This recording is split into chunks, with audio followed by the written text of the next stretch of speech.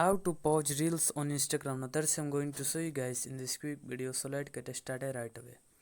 So to pause reels on Instagram, what you need to do is you have to open your Instagram app, and then you can go to the reels sections by clicking on this bottom option.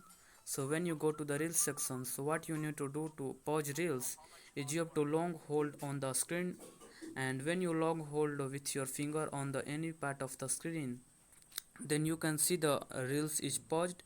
So to restart the reels, what you need to do is you have to again leave the screen with your hand, and then you can see the reels is start playing.